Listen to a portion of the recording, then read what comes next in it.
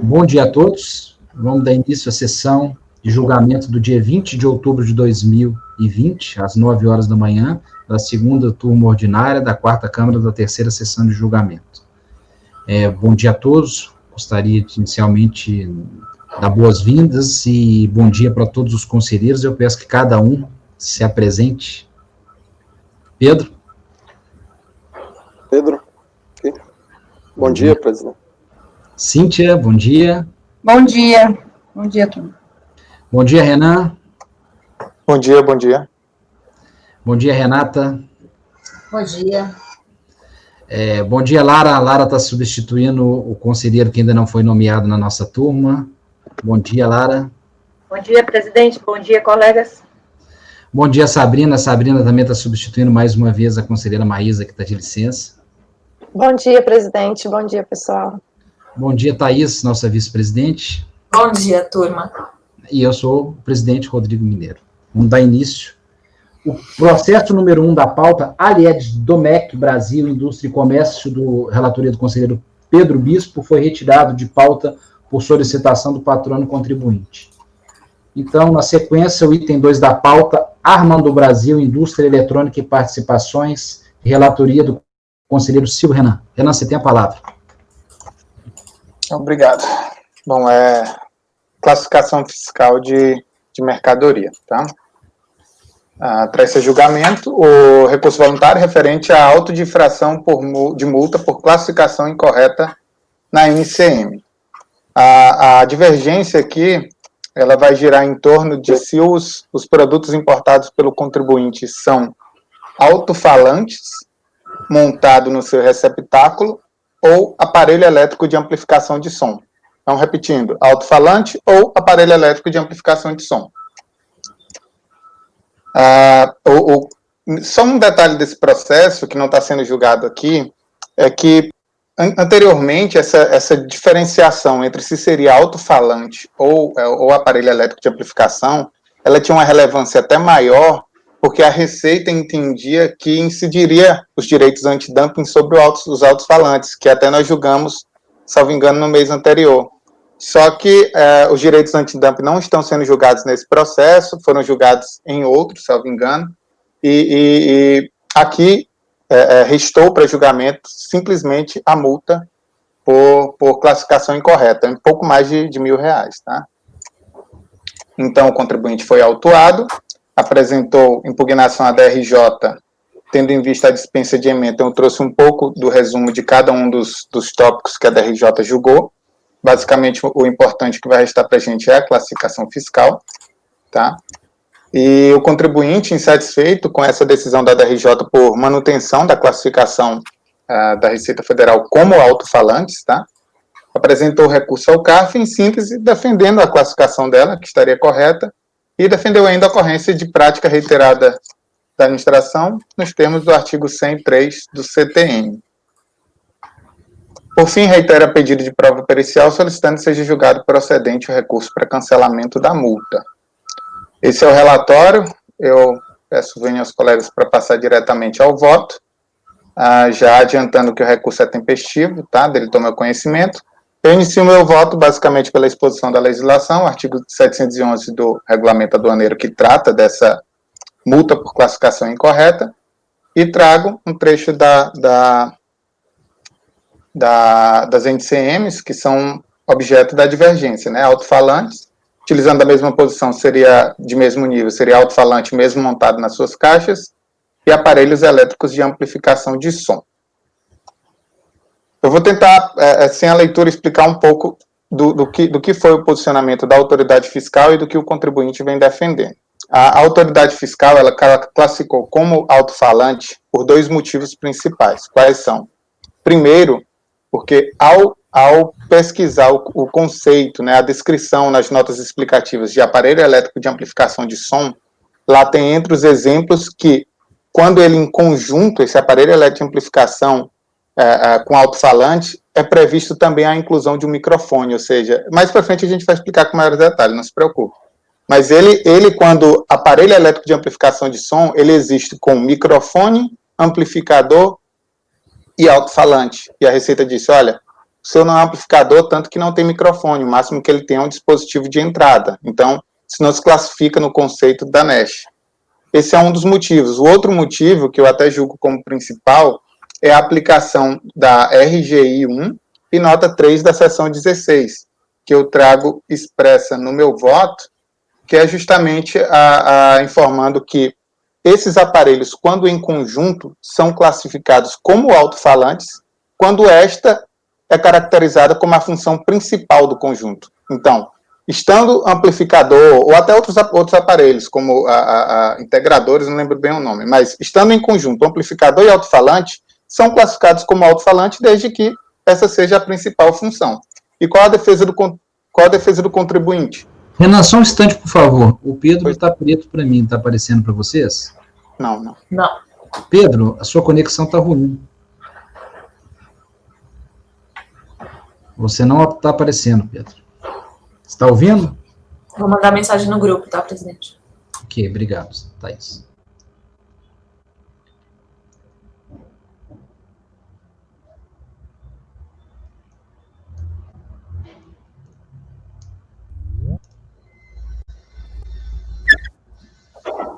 Estão me ouvindo?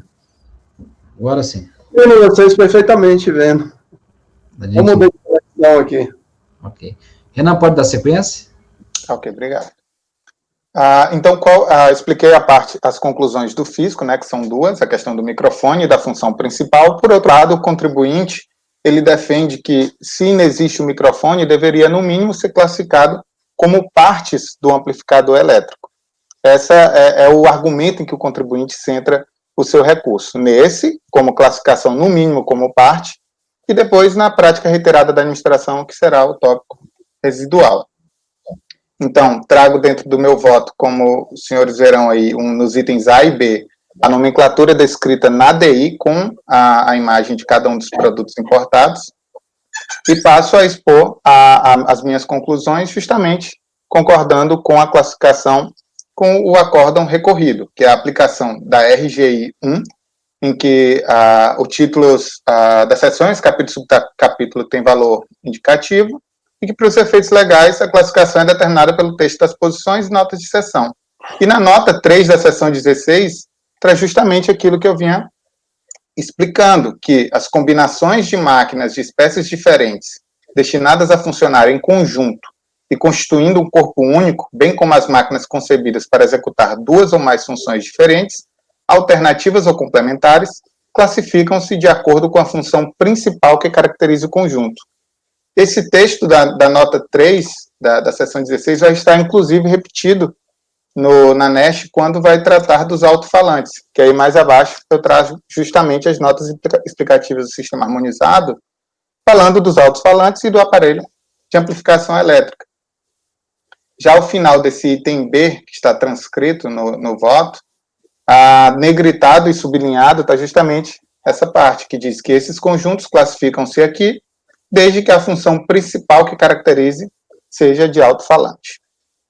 Aí, já pulando para o item E, traz as notas explicativas sobre os aparelhos elétricos de amplificação de som e fala sobre o conjunto, que eu mencionei, que é o ponto principal da defesa do contribuinte, né, que a presente posição compreende também os aparelhos de amplificação de som que se compõem de microfones, amplificadores de alta frequência e de alto-falantes.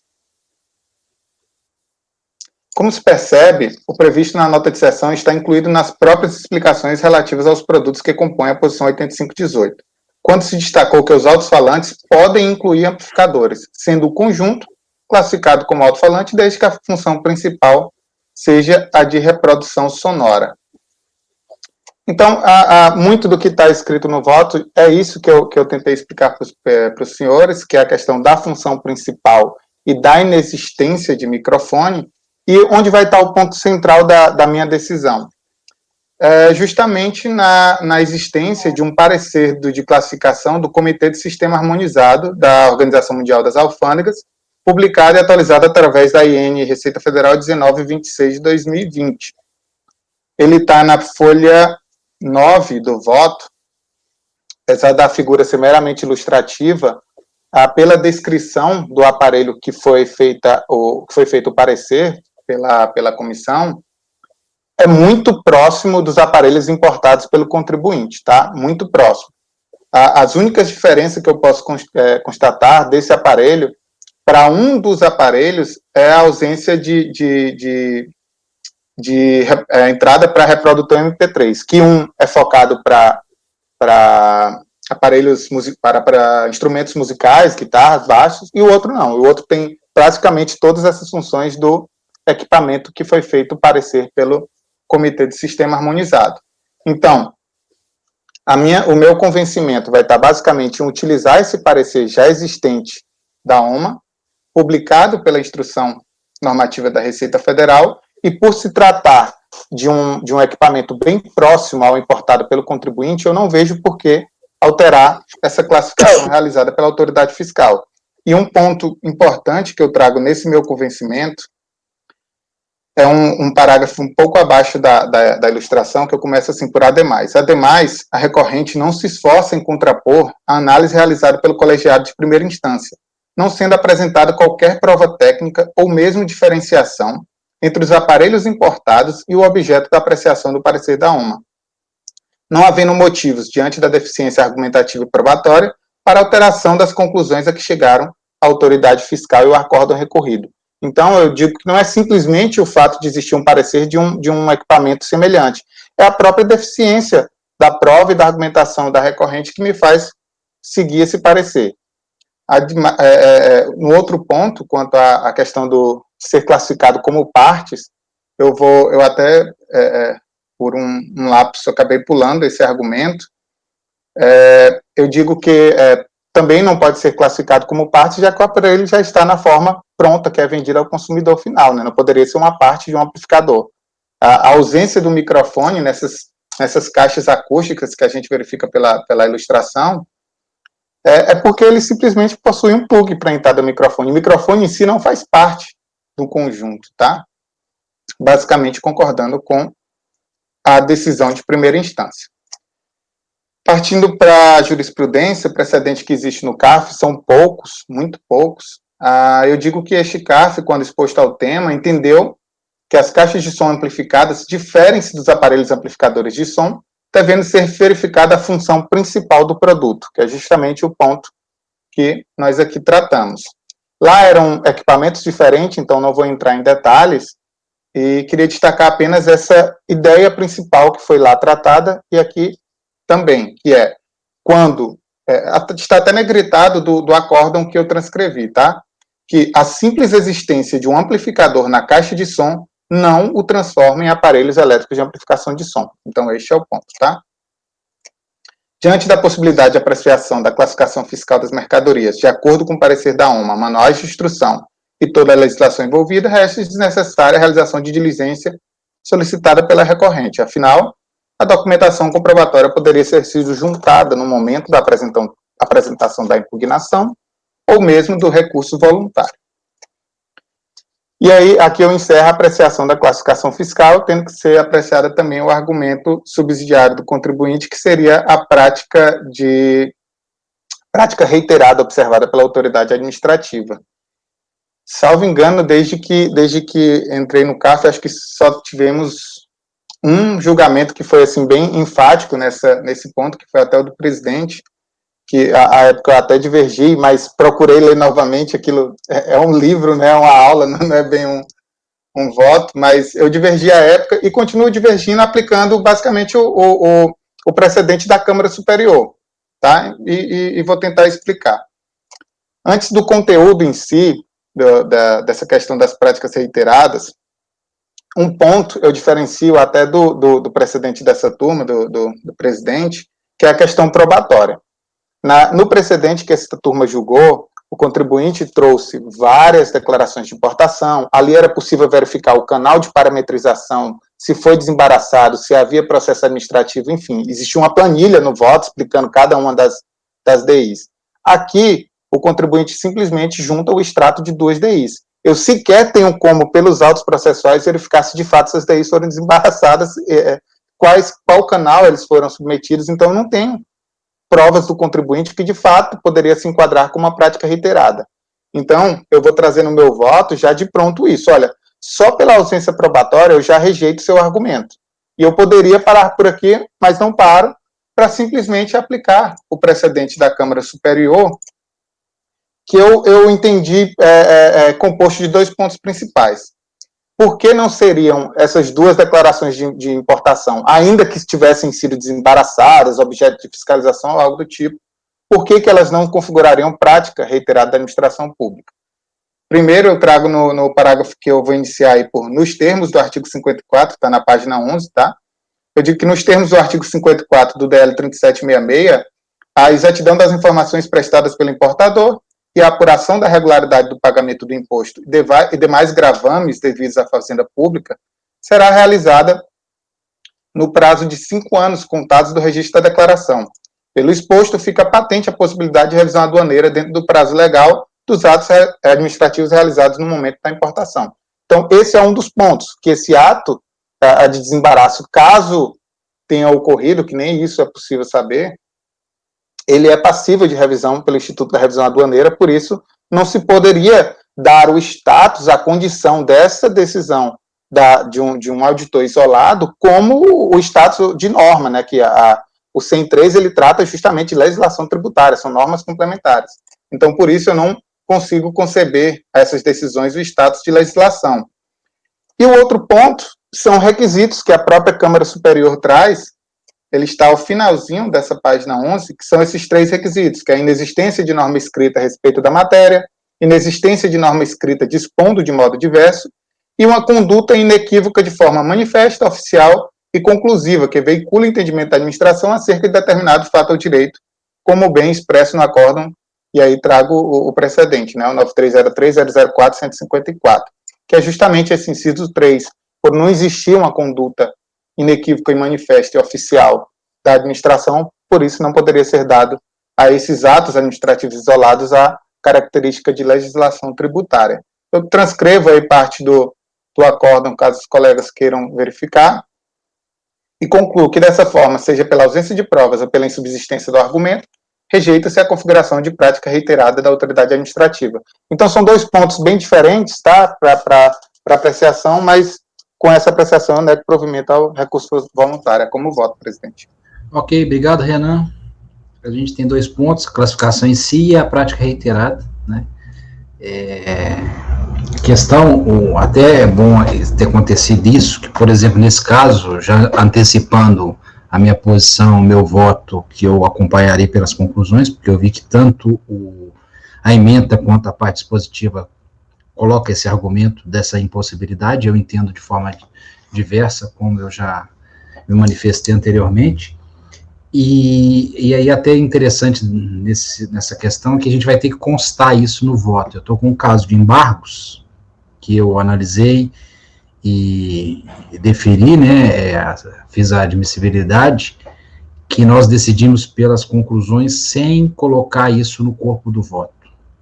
Então, não basta só na parte dispositiva, tem que ser no corpo do voto, a fundamentação e explicar a conclusão da turma. O contribuinte questionou isso, num outro caso, esse caso eu fiz na sexta-feira, então por isso que eu estou lembrando aqui que vai ser o caso. Então, nesse sentido, Renan, você tem que colocar, inclusive, votou pelas conclusões, uma linha, 2 linhas no máximo. Mas se o argumento pelas conclusões ganhar, não é isso, presidente? Ou de qualquer forma tem que aparecer? A questão se o argumento pelas conclusões ganhar, perfeito. Tá. Logicamente. Então, está aberto os debates, classificação, alto-falante e amplificador, né, e possibilidade de revisão na revisão aduaneira, a questão da política reiterada, né, melhor, na revisão aduaneira não, né, na zona primária lá, no desembaraço da mercadoria, a possibilidade disso se configurar prática reiterada. Está claro aqui que não tem prova, só que a questão que o Renan traz é esse em tese também. No caso que eu analisei, o Renan destacou bem, tinha prova, tinha várias declarações no canal vermelho, né? Inclusive lá, aquela declaração que ele falou que é prática reiterada, que foi depois, as anteriores eu excluí, né? Teve isso também. Eu botei uma planilha demonstrando, mas aqui não tem nada. Né? Mas como o Renan apreciou também a parte de direito sobre esse ponto, não apenas a questão de prova. Então, alguma consideração, gente? Cíntia? Só para esclarecer, Rodrigo, o voto pelas conclusões seria em razão do canal? Não, da possibilidade. Possibilidades. Eu não afasto isso à tese. Né? Se for demonstrado que houveram algumas declarações de alguma DI parametrizada pelo canal vermelho, ainda que passiva de revisão aduaneira, eu não estou falando da imutabilidade de revisão aduaneira, não é isso. Estou falando que aquele ato, se o contribuinte acreditou naquela confiança daquele ato, reiterado, né? Reiterado, não é um ato, duas DIs, não.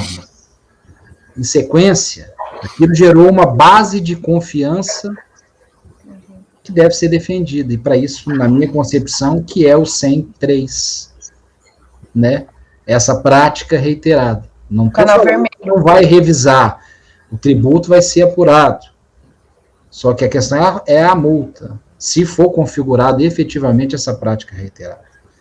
Porque, até fazendo uma interpretação um pouco mais ampla desse precedente do juro, que eu usei esse precedente do juro também no meu voto, no que eu escrevi sobre isso. Se eu tivesse um ato definitivo, eu não precisava de ser prática reiterada. A questão da prática reiterada é porque o ato não tem um ato formal, escrito, definitivo e tudo mais. É o costume, é a prática. É o nome, no meu entendimento, de estudo, né? É precário mesmo, é aquele ato, aquele costume administrativo, por isso, mas tem que ser provado, né? E aquilo tem que ter gerado uma confiança no contribuinte. Ele acreditou naquele ato da fazenda. Eu lembro na época, no voto, foi polêmico, se eu não me engano, Pedro, Maria e Renan votaram contra, né? Foi por maioria de votos, né? Eu também sei que é o caso, não tem outro caso nesse sentido, né? Mas como aquilo é uma coisa que eu defendo em tese, e quando eu estava julgando aconteceu, tinha a prova efetiva ali, eu tenho que ser coerente com aquilo que eu penso. Né? Se me permite, presidente, só um ponto que eu acho importante também, que o ponto não quer dizer que a classificação fiscal não pode ser alterada pela autoridade quando vai fazer a fiscalização. Pode e deve, se a classificação estiver errada. A questão é cobrar o tributo para trás, né, num período pretérito, quando o contribuinte confiava que aquela classificação era correta. Por isso que é uma questão de bastante de prova. Você confiava qual é a base da confiança, né? O tributo você tem que ir num 46, eu só vou na questão da multa. Sim, juros e multa. Lá eu estou falando do 100 é multa, né? Então, eu ainda entendo, acho que a gente ainda diverge nisso. Não, na verdade, eu concordo com você, a Maísa que discorda. Eu pensei uma coisa e falei outra. A gente está falando de juros e multa. É juros e multa. Isso. Né? Podemos votar então, gente? Então, conselheiro Pedro? Eu acho que a questão da classificação ficou bem caracterizado, que da mercadoria se trata a sua função principal de caixa de alto-falante, né? E a questão das práticas reiteradas, eu também concordo com o relator, então eu vou acompanhar integralmente o voto do relator. Ok, Cíntia?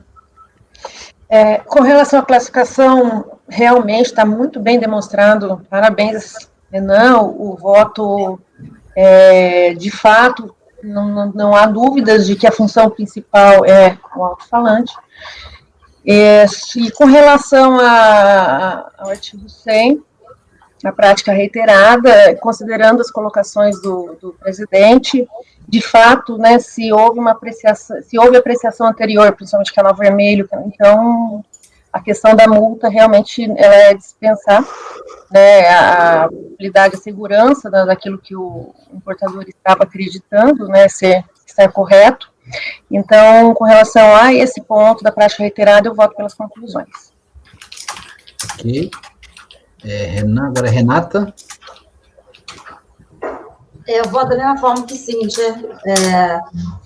Concordo com o relator, aliás, está bem bacana aqui a parte da classificação fiscal.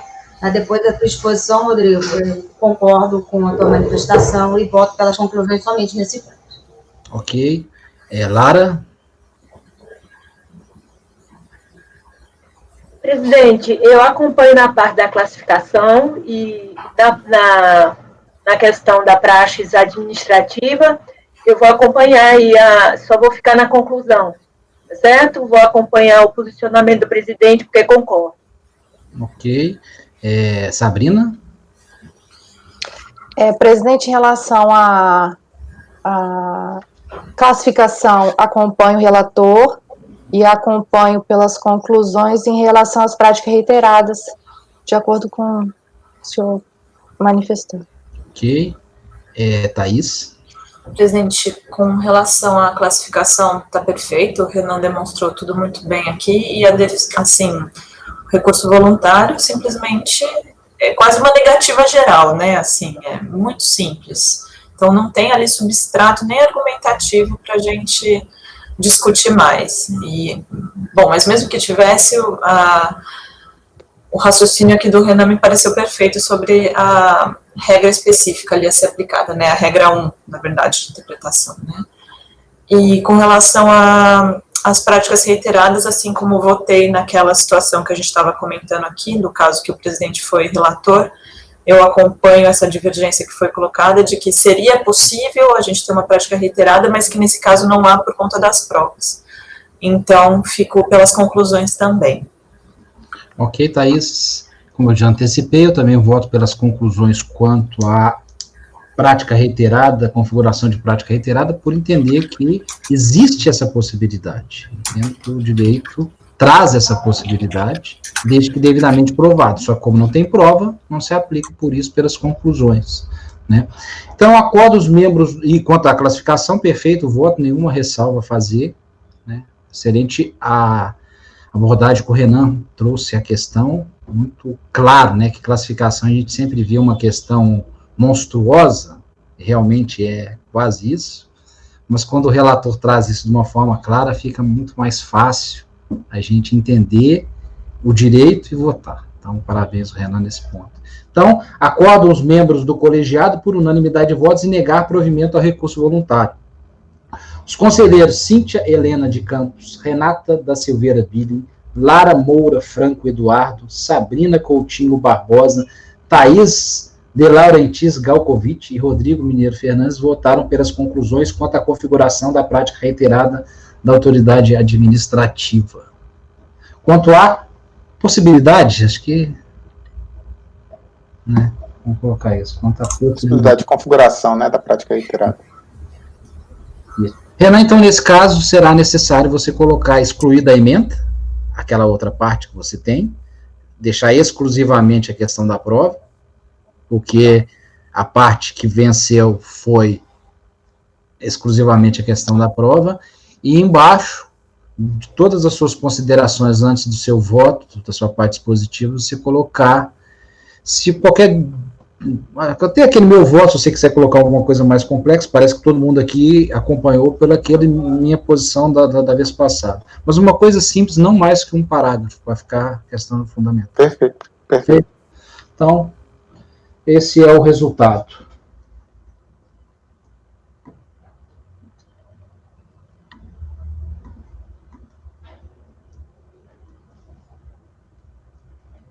Próximo processo, item 3 da pauta, Internacional Serviços Marítimos Limitada, relatoria do conselheiro Pedro Bispo. Pedro, você tem a palavra.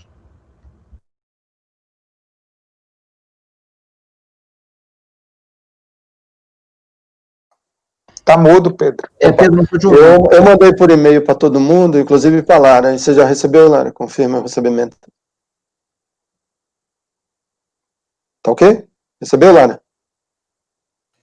Você enviou por e-mail ou para você? por e-mail? Por e-mail, isso. Vou dar uma olhadinha.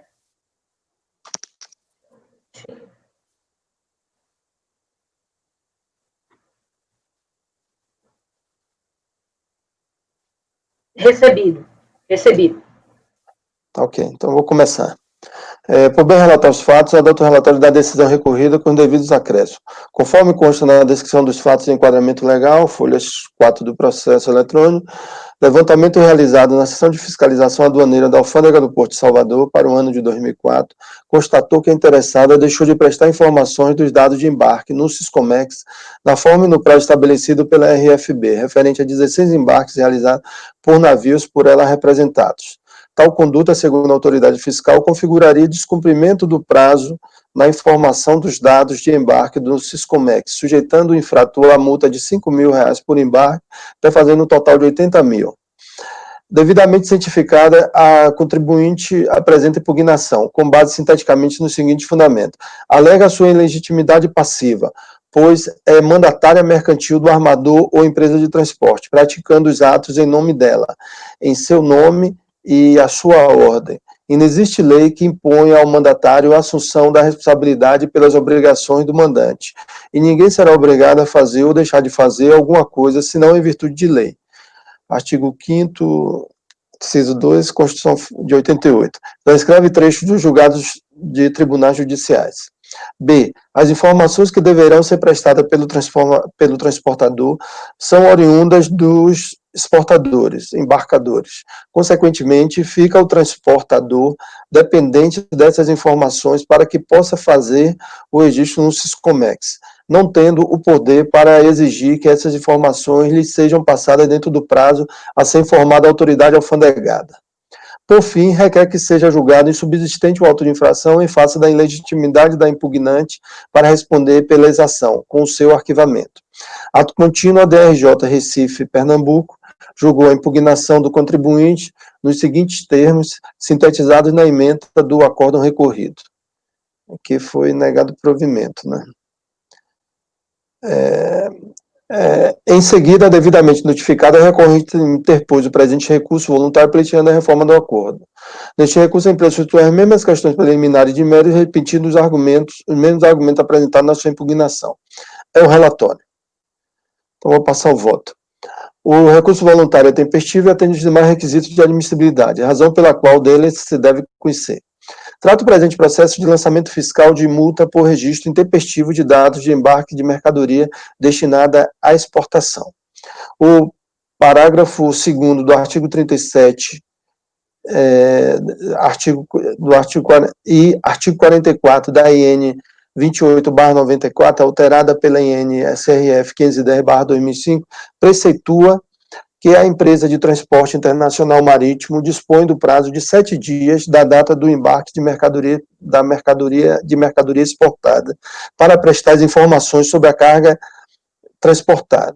O descumprimento desse prazo enseja a aplicação da multa de que trata o artigo 107, inciso 4 e linha E do Decreto-Lei 37/66, com nova redação do artigo 77 da Lei 10.833/2003.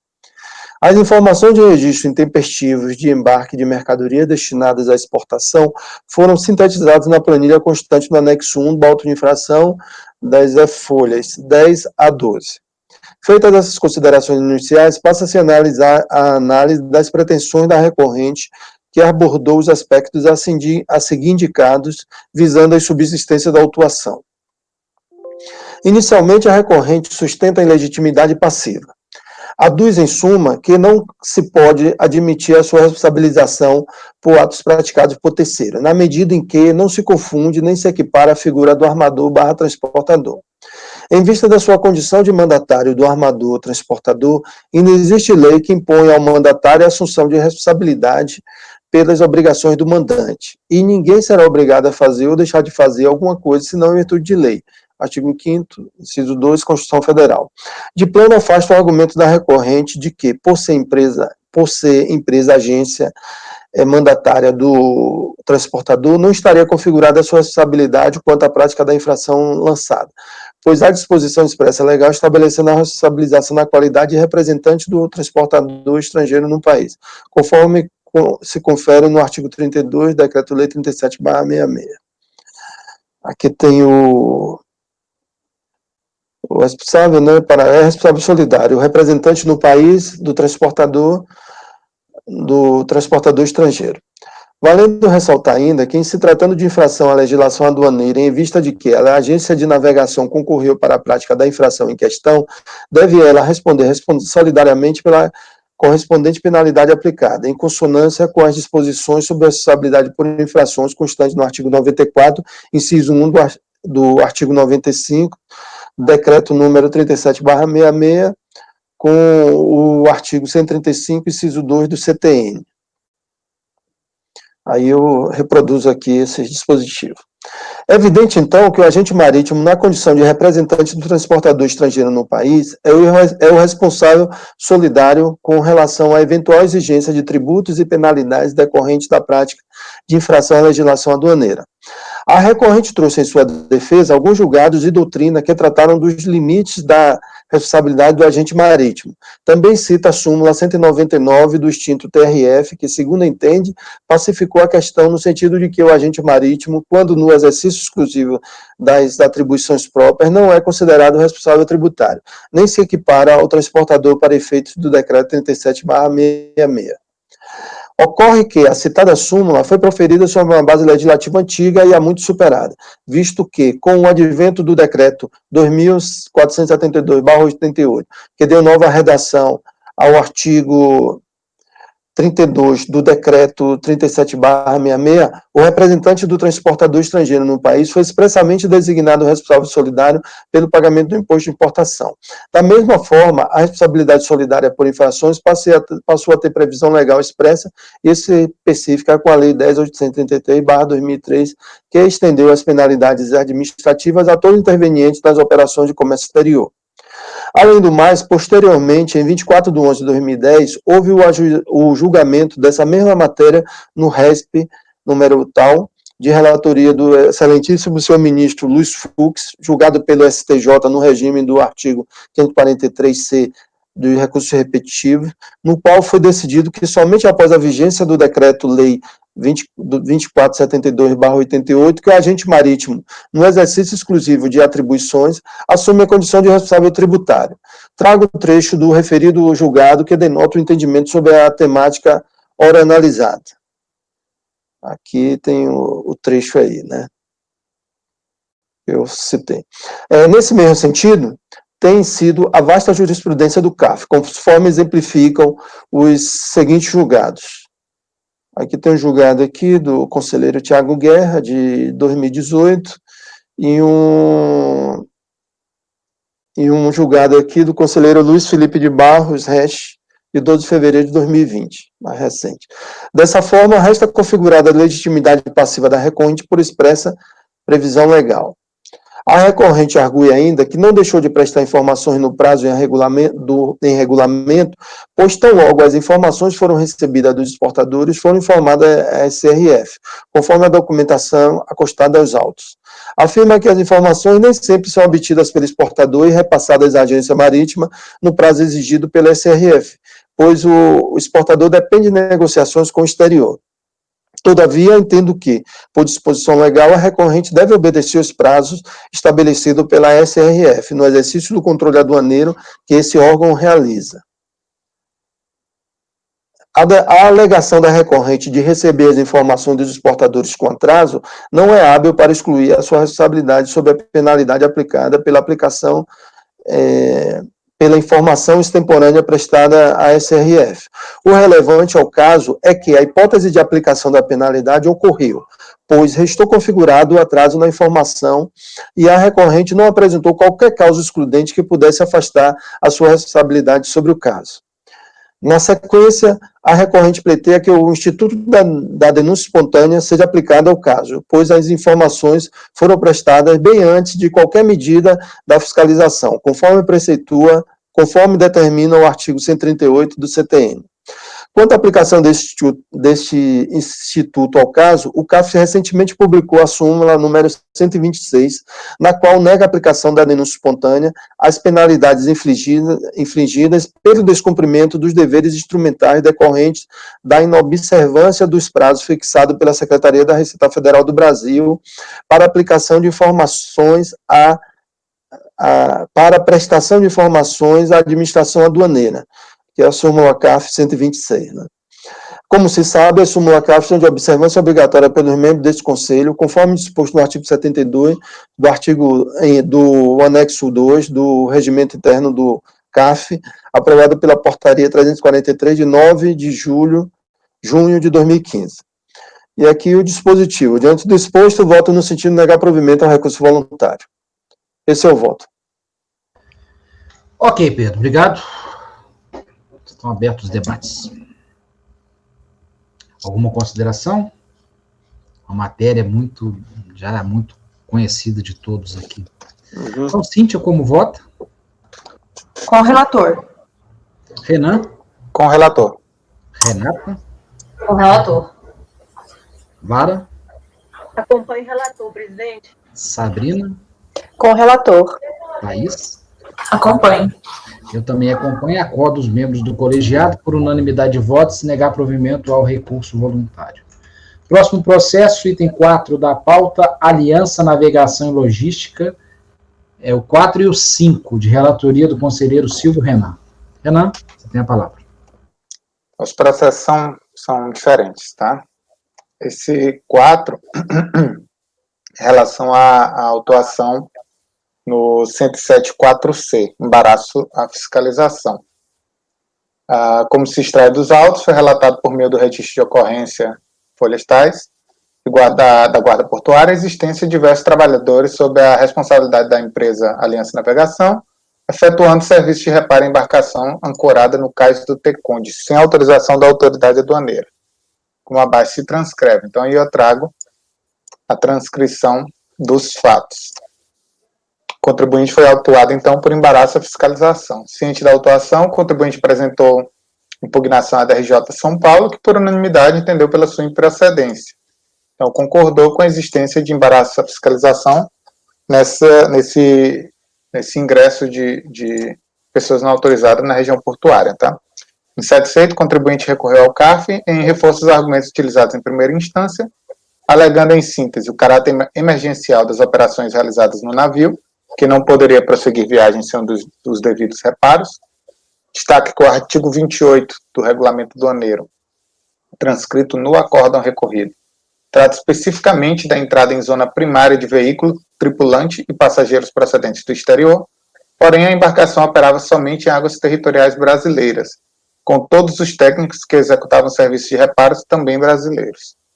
Então, logo notificada, a autuada apresentou a solicitação protocolada junto à Capitania dos Portos e CODESP, restando tão somente a alfândega, que seria desnecessária essa autorização, né, visto tratar-se de embarcação brasileira em serviço de cabotagem.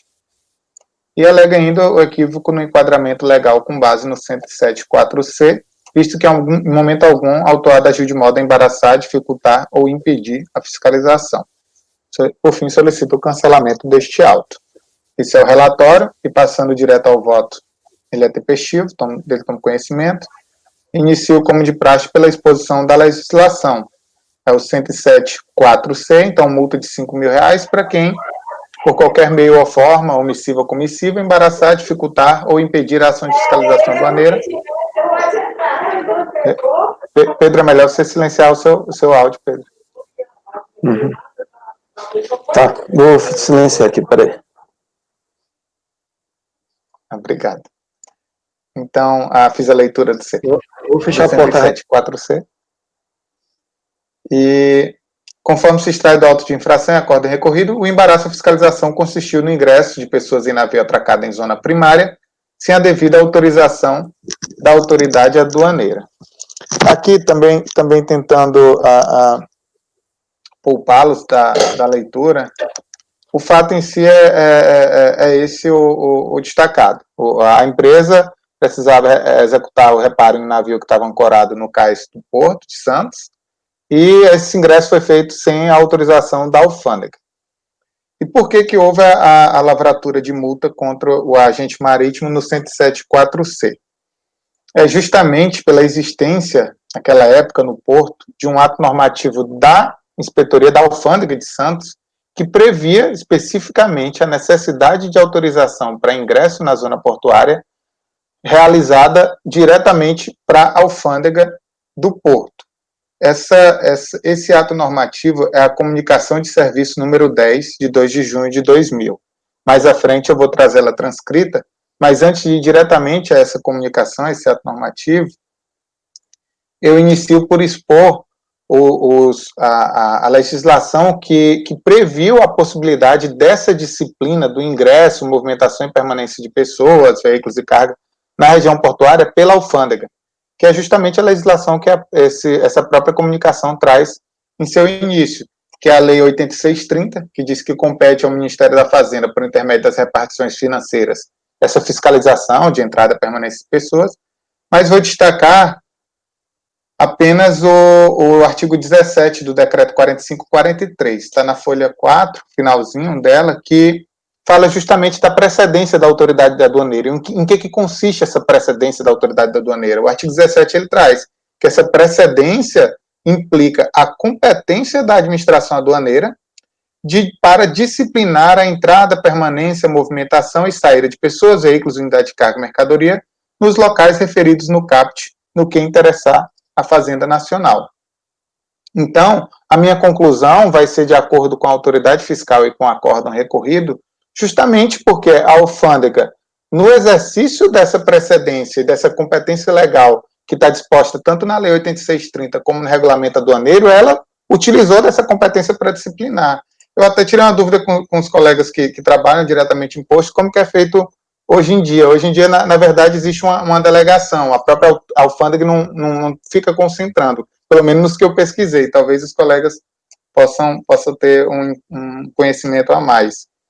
Mas o fato é que no Porto de Santos existia essa regulamentação da entrada e permanência de pessoas, que é a comunicação de serviço número 10, que está transcrita mais abaixo, e eu faço até algum destaque nelas, que está previsto que será solicitada através de petição dirigida ao titular da unidade, formando o nome da empresa, local e motivo, que a solicitação será encaminhada ao auditor fiscal, que o auditor pode, inclusive, limitar o quantitativo de pessoas, etc. Eu estou ao final da folha 5, tá? Então, como se observa, de todo o conjunto normativo exposto, a legislação, em momento algum, limitou a competência da autoridade aduaneira para atuar somente em relação a veículos ou pessoas provenientes do exterior ou a ele destinados, que, inclusive, eu vou mais à frente trazer que o contribuinte, apesar dele alegar que essa embarcação atuava somente em navegação de cabotagem no território brasileiro, ele não traz prova disso em momento algum no processo. O máximo que ele traz é um registro de embarcação brasileira que não serve para esse fim, tá? Então, continuando, em que pese o artigo 28 do RA de 2002, que foi utilizado no acórdão recorrido, tratar especificamente de ingresso em veículos procedentes ou destinados ao exterior, o auto de infração em momento algum faz menção a tal dispositivo, fundamentando corretamente a multa lavrada com base no artigo 107.4c e no próprio ato normativo expedido pela alfândega do Porto de Santos, que é a comunicação número 10, como inclusive transcrito em relatório. O que se observa da interpretação conjunta de toda a normatização envolvida é a legítima precedência da autoridade aduaneira no controle das operações realizadas na sua área de jurisdição, o que demonstra o valor reconhecido ao efetivo controle aduaneiro, sendo este o bem jurídico tutelado pela norma punitiva. Assim, apesar de alegar que o navio Copacabana atua exclusivamente na navegação de cabotagem, juntando como prova somente o rébio, que não comprovaria essa exclusiva realização de navegação de cabotagem, dado em nota de rodapé, legislação a respeito, o mero ingresso de pessoas não autorizadas na zona primária a serviço da recorrente por si só é suficiente para a caracterização da infração aduaneira. Afinal, coloca diretamente em risco o controle das operações realizadas nesta área, inclusive diretamente relacionadas ao comércio exterior, já que se perde o controle do fluxo de pessoas na área portuária. Desta forma, não encontra espaço os argumentos levantados sobre ser desnecessária a autorização da autoridade aduaneira, quando ela mesma previu, no exercício legítimo da competência que lhe foi atribuída, a necessidade dessa autorização. Portanto, configurado o embaraço à fiscalização, caracterizado pelo ingresso não autorizado de pessoas em zona primária, colocando em risco o controle aduaneiro, entendo por correta a multa aplicada no 107.4c, inclusive pela inexistência de um dispositivo mais específico. Nesse sentido, é claro, inclusive, disposto no artigo 94, que previu a responsabilidade pela infração independente da intenção ou efeitos do ato. Por tudo exposto, voto por negar provimento a recurso voluntário, e é como voto. Ok. Alguma consideração? Podemos ir para o voto. Conselheiro Pedro? Desculpa, presidente, eu estava silenciada aqui. Eu estou com uma dúvida só, por favor. Tá cheio. Tá muito bom o voto do Renan. Eu só fiquei em dúvida porque parece um pouco estranho falar que ele embaraçou, né? Eu entendo a função do controle aduaneiro e que a falta de apresentação de autorização para qualquer coisa pode ser um problema para o controle aduaneiro.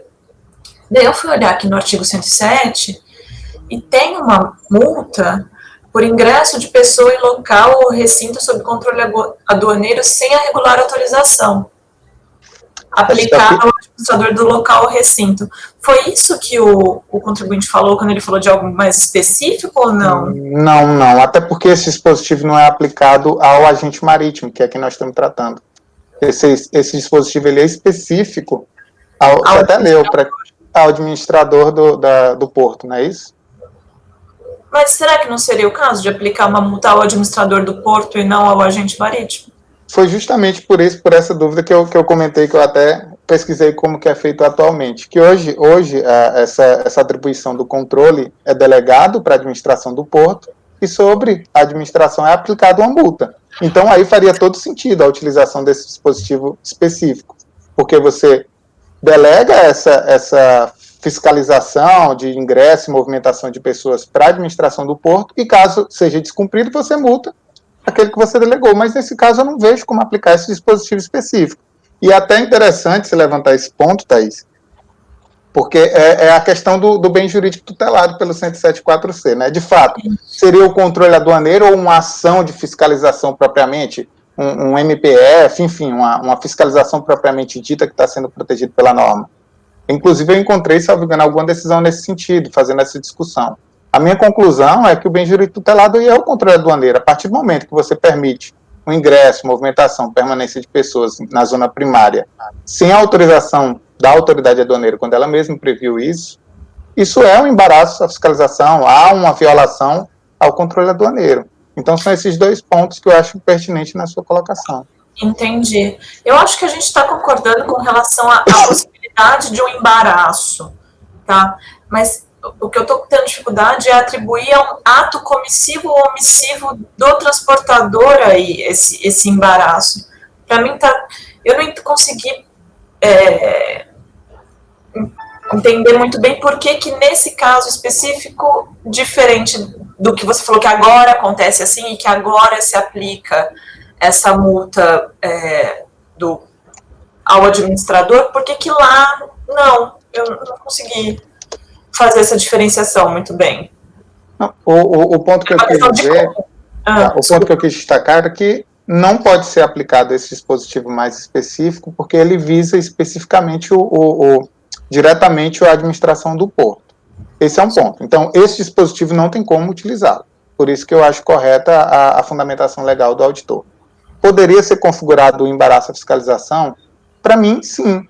Só seria possível não se configurar no 107.4c e partir para o 107, não lembro bem, talvez se olhe qual o inciso que está, essa questão do ingresso de pessoas, só poderia partir para esse outro dispositivo caso essa função de fiscalizar a entrada, a movimentação de pessoas, tivesse sido prevista para a administração do porto. Afinal, quem tem precedência na zona primária é a autoridade aduaneira. E essa precedência implica que é ela que vai disciplinar esse ingresso e movimentação de pessoas na região portuária. Se ela disciplina que a autorização deve ser dirigida a ela mesma, a autoridade aduaneira, eu não vejo como aplicar o inciso que você levantou, tá? É embaraço de fiscalização. Eu talvez não tenha entendido tanto o seu ponto, o que você está querendo levantar. Eu acho que o ponto é embaraço à fiscalização, concordamos, mas quem responde por esse embaraço? Tá? Eu estou achando que, por questão de subsunção, assim, qual que é o item aqui do artigo 107 do decreto que melhor se amolda aos fatos? Eu estou entendendo que é esse outro dispositivo, entendeu? Porque não é porque existe essa outra situação que necessariamente ela derroga a possibilidade de aplicação das outras, né?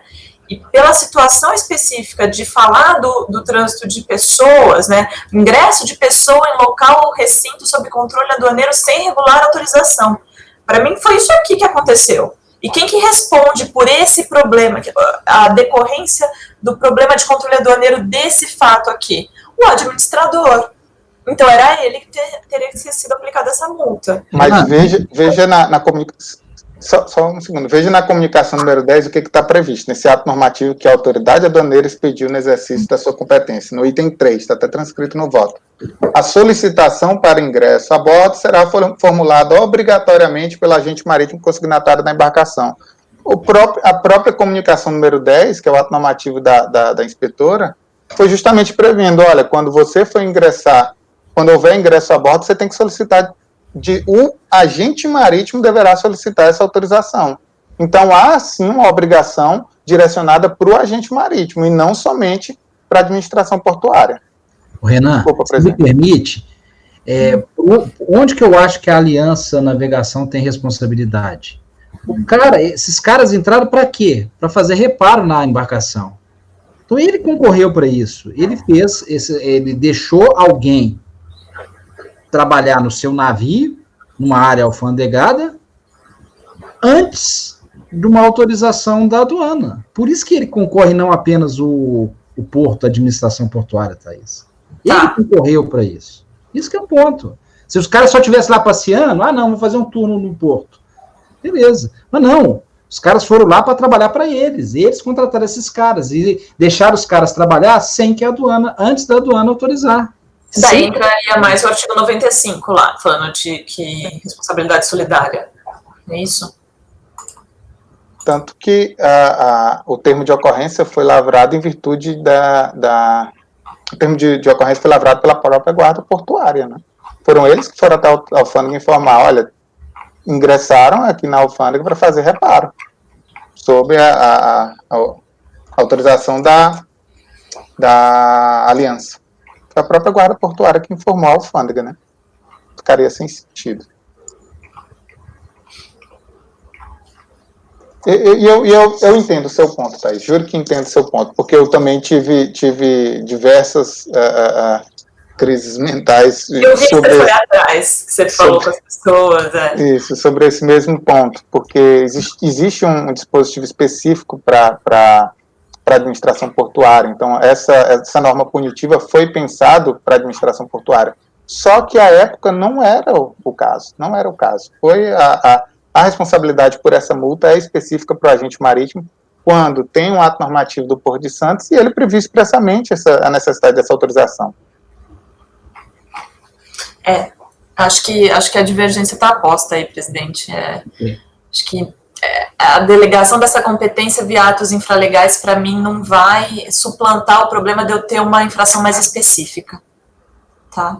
Okay. Então, podemos votar? Então, Pedro? Eu vou acompanhar o relator integralmente. Ok, Cíntia? Eu entendo que o voto do relator está bem claro, bem fundamentado, mesmo que está comprovado quem deu causa, e eu acompanho o relator integralmente. Ok. Renata?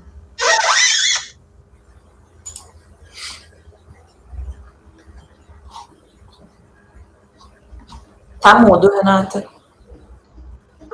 Opa, pronto. Acompanha o relator? Ok. Lara? Presidente, eu acompanho a divergência, tá certo? Não considero como isso possa ser imputado ao agente. Divergência, Lara. Oi? Você vai abrir a divergência. Ah, é? Não existe a divergência? Ainda não. Porque eu não vejo como conceito de hélice, de navio, possa configurar embaraço aduaneiro, certo? Mesmo ingresso de pessoas, por atos infralegais, atos de circulação de pessoas, atos de menor status, entendeu? Emanados por pessoas outras, servidores outros, possa configurar o embaraço aduaneiro nesse caso, tá certo? Então, se não acompanha a divergência, abra a divergência. Okay. Com toda a vênia devida ao conselheiro, porque o voto está muito bom, realmente causa dúvida, a gente fica confuso em relação à conclusão, mas, diante dos fatos que estão colocados no processo, não consigo vislumbrar a ocorrência dessa infração e de adequar esse comportamento ao embaraço aduaneiro. Tá certo? É como voto. Ok, obrigado, Lara. Sabrina? Eu acompanho o relator, presidente. Ok, Thaís? Agora sim, né, Thaís? Bom, presidente, me manifestei aí nos debates, eu estou concordando com a divergência, realmente tem uma dificuldade de subsunção, né, porque é delicado o que foi feito ali, não é clara a questão do embaraço, e por ter uma norma específica, que é que eu estava lendo aqui, que é o próprio artigo 107, mas no seu inciso 8, a linha A, que fala que vai ser aplicada uma multa de R$500 e não de 5 mil por ingresso de pessoa em local ou recinto sob controle aduaneiro sem a regular autorização a outra pessoa, que faz parte de toda a logística aí dessa parte aduaneira, que no caso é o administrador. Eu acho que essa multa deveria ter sido aplicada ao caso concreto. Então, divirjo para dar provimento aí ao recurso voluntário. Ok, eu acompanho o relator integralmente, já expus a questão. Também eu acho que aqui a gente concorreu para a prática, concorreu para a infração, violou o controle que permitiu alguém trabalhar no navio sob sua responsabilidade, sem autorização da aduana, isso é embaraço, fiscalização / controle aduaneiro, como o relator colocou. Então, acordo os membros do colegiado por maioria de votos em negar provimento ao recurso voluntário, vencidas as conselheiras Lara Moura, Franca Eduardo, Thaís e Laurentiis Galcovich. Agora podemos ir para o item 5, Renan, também do mesmo contribuinte. Vamos lá. Esse é do 107.6, é violação de lacre em unidade de carga sob controle aduaneiro. Conforme se extrai dos autos, foi constatada a violação do lacre de 18 contêineres, navio Flamengo, que se encontrava na Barra de Santos, aguardando para posterior atracação. Consta ainda nos autos, do dia 26 de fevereiro de 2008, termo de ocorrência lavrado pelo comandante da embarcação, informando a violação dos lacres e falta de parte da mercadoria transportada. Ciente da autuação, fez impugnação à DRJ São Paulo, que por unanimidade entendeu pela sua improcedência. Concordou com a aplicação da multa por violação dos volumes dos contêineres. Insatisfeito, o contribuinte ele apresenta agora recurso ao CARF, reforçando os argumentos da impugnação, que são que 9 desses contêineres estavam acobertados por conhecimento de transporte aquaviário de carga, portanto, em regime de cabotagem, e a fiscalização não refutou a veracidade dos documentos registrados, que relatam o arrombamento das unidades de carga praticado por elementos desconhecidos, denominado ataque de piratas, mostrando o excludente de culpa do autuado, por caracterizar a força maior. Por fim, solicita o cancelamento do auto de infração. Este é o relatório, já passando ao voto, digo que é tempestivo e tomo conhecimento. Novamente, inicio pela exposição da legislação, no caso agora 107.6, que é R$2.000 no caso de violação, volume ou unidade de carga que contenha mercadoria sob controle aduaneiro ou de dispositivo de segurança. O auto de infração ele traz breve descrição dos fatos e dele faço a transcrição. Em síntese, o senhor Denis, visitador de navios, foi até a embarcação, verificou essa violação nos lacres e comunicou à alfândega. Por sua vez, o contribuinte também lavrou um termo de ocorrência, feito pelo próprio comandante da embarcação, reportando a violação desses lacres. Expostos os fatos que envolvem o litígio, apreciam-se os argumentos do recurso.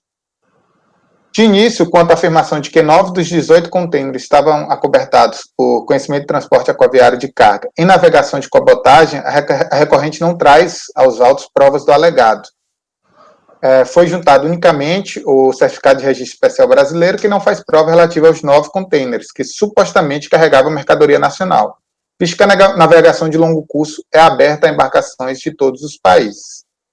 Vale destacar que o colegiado de primeira instância já abordou esse tema e deixou claro para o contribuinte que faltavam provas em relação a esses 9 containers. Então, a própria decisão de primeira instância já disse, olha, contribuinte, se esses 9 containers estavam em navegação de cabotagem, falta prova disso. E ele persiste agora em recurso voluntário sem trazer essa prova. Então, pela inexistência de provas que desconstituam o ato administrativo, sendo de incumbência da recorrente, deve ser rejeitado o argumento relativo a essa parte dos lacres violados. Quanto à excludente de culpa da autuada, assim como eu fiz naquele foto anterior da prática reiterada, eu também vou fazer da mesma forma. Primeiro, desconfigurar pela ausência de provas, para depois falar do tema em si propriamente dito. Na verdade, é que eu faço até o inverso. Primeiro eu trato do tema para depois falar da ausência de provas. Então, o tema já foi alvo de diversos julgamentos no âmbito do CARF, inclusive, mês passado, nós tratamos especificamente disso, né, prevalecendo o entendimento de que o roubo ou furto de mercadoria importada não se caracteriza como evento de caso fortuito ou força maior, para efeito de exclusão da responsabilidade, como, inclusive, interpretou a Receita por meio do ADI 12 de 2004. Aqui é aquele entendimento da Câmara Superior e dessa mesma e da nossa turma de que seria decorrente do próprio risco da atividade e não um excludente de responsabilidade do contribuinte. Como exposto na decisão acima, eu estou após a transcrição do acórdão da Câmara Superior. Como exposto na decisão acima, especificamente em atividades de transporte, seja ela rodoviária ou não, a ocorrência de fatos não desejados, mas inerente à atividade do transportador, não reúne as condições necessárias para a caracterização da exclusão da responsabilidade, cabendo a este, o transportador, adotar as cautelas, visando afastar ou minimizar não só a ocorrência, como também os efeitos dos percalços decorrentes da atividade de transporte no Brasil. É certo que a jurisprudência administrativa é toda voltada à cobrança de tributos e multas decorrentes da importação, mas aqui também entendo aplicável a multa pelo rompimento dos lacres, visto ser prescindível a comprovação de dolo ou culpa do ato praticado. Esta decisão se mostra ainda mais firme quando analisada em conjunto com a documentação carreada aos autos. Aqui é a parte probatória que eu informei no início do voto, que a única documentação dessa possível ocorrência de furto é um termo de ocorrência lavrado pelo comandante da embarcação, assinado pelo seu imediato e representantes do grupo empresarial. Então, é o único documento que o contribuinte se embasa nessa ocorrência do furto, ou como ele denominou, de ataque de piratas. Que pese o valor conferido ao termo lavrado, não é suficiente. Em verdade, a única constatação que se pode ter certeza é de que houve o rompimento dos lacres, inclusive com fotos registradas do feito. Porém, nada mais é de provas, declarações ou registro que visem comprovar o efetivo roubo de carga, entre aspas. Ora, estando a carga sob responsabilidade do transportador em seu navio, constatado o rompimento dos lacres por elementos desconhecidos, não havendo sequer comprovação dessa violação ter sido realizada por terceiro, deve ser mantida a autuação. Dessa forma, voto por negar provimento a recurso voluntário e é como voto. Ok. Thaís, Pedro, Lara, Cíntia, Renata, Sabrina, alguma consideração? Bom, acho que assim como o presidente colocou naquele outro caso lá a respeito da prática reiterada, né, que o Renan aqui, ele é tão cuidadoso no voto que ele traz as duas questões, né, a questão da tese e a questão da prova. E daqui, com relação à questão da prova, está claríssimo, foi deficiente aqui a prova trazida, mas com relação à tese, acho que a Lara, que não conhece meu posicionamento, acho que os demais conselheiros, todo mundo já participou desse tipo de discussão aqui, que o roubo da carga devidamente demonstrado, que ele é sim uma excludente de ilicitude, que essa é a atual e tranquila jurisprudência do STJ. Nesse sentido, eu cito o recurso especial 1.660.163, de relatoria da ministra Nancy, de março de 2018, em que ela fala justamente que o roubo de mercadoria transportada é praticada mediante ameaça, é fato desconexo do contrato de transporte, e sendo inevitável diante das cautelas exigíveis à transportadora, constitui-se caso fortuito ou força maior, excluindo-se a responsabilidade. E ela está falando também, está falando do Código Civil e também da legislação aduaneira para fins de cobrança do IPI, dos impostos sobre importação aqui, né? Então, a jurisprudência que a gente tem da Câmara Superior do CARF em sentido contrário, ela usa uma antiga jurisprudência superada do STJ, tá? Então, o que a gente tem hoje, em termos de tribunal superior, é esse entendimento no sentido da possibilidade de se excluir a responsabilidade do transportador, né? Então, por isso, com relação à tese, eu não concordo. Eu acompanharia o relator pelas conclusões por conta de prova, porque normalmente se exige que seja feito um boletim de ocorrência, que isso seja trazido aos autos para demonstrar o efetivo roubo da mercadoria. Ok, Thaís. Anotado aqui a questão. Mais alguma consideração? Cíntia? Não, com relação ao que a Thaís colocou, inclusive eu tive um voto. Bom, a Thaís, acredito que ela já explanou exatamente o que eu ia colocar com relação à consideração de caso fortuito fosse maior como excludente. É só isso. Ok. Então, vamos para o voto. Pedro?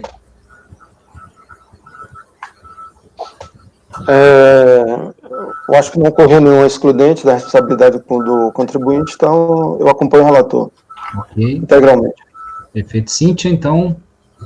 Eu vou abrir divergência com relação à questão da excludente, que como um processo, inclusive, que eu relatei no mês passado, eu considero como que a situação que, desde comprovado, né, então ela é sim um caso...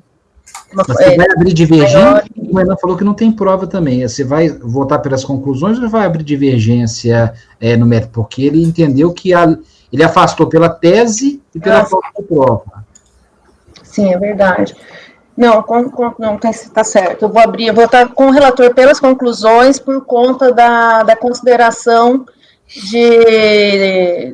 da excludente com relação ao roubo. E eu acompanho, uma vez que aqui não há provas. Ok. Renata? Eu também vou acompanhar o relator, mas pelas conclusões em razão de tudo que foi debatido aqui, que eu também entendo que roubo furto seria uma excludente quando comprovada. Como nesse caso não houve a prova, então eu acompanho nesse ponto. Ok. Lara? Presidente, vou acompanhar na íntegra o relator. Ok. Sabrina? Acompanho o relator, presidente. Ok. Thaís? Eu acompanho o relator pelas conclusões. Ok, eu acompanho na íntegra. Nesse caso, minha posição também já é conhecida e eu entendo que isso aí não é excludente de responsabilidade também. Então, acordo os membros do colegiado, por unanimidade de votos, negar provimento ao recurso voluntário. As conselheiras Cíntia Helena de Campos, Renata da Silveira Guiri e Thaís de Laurentiis Velkovic votaram pelas conclusões quanto à possibilidade de considerar o roubo de carga como excludente da responsabilidade do transportador. Nesse caso, o Renan, a maioria votou com você, então você pode manter o seu voto, né, porque a posição que prevaleceu no colegiado foi a sua. Perfeito. Situação diferente do outro. Gente, são 10h30, é um horário bom para a gente parar para fazer um intervalo, porque a gente agora tem uma bateria de 7 processos da Cíntia. Thaís, como é que tá os seus bebês aí? Ninguém me chamou, presidente, tá tranquilo por aqui, mas podemos fazer, não tem problema, qualquer coisa. Né? Você acha que depois vai ter uma interrupção? Possível, né? Pouco provável, mas... Você acha? Porque agora ela tá comendo, né? Tá com 7 meses, né? Agora come frutinho. Não, então tá bom. Almoça. Então vamos parar 10 minutinhos. Menos dependente desse restaurante. Então. 10 minutinhos, então. Avisando que é um voto só, tá? Oi? É um voto só, são todos parecidos. Ótimo, mas então fica mais fácil para depois. Vamos parar 10 minutinhos? A gente retorna às 10h42. Ok.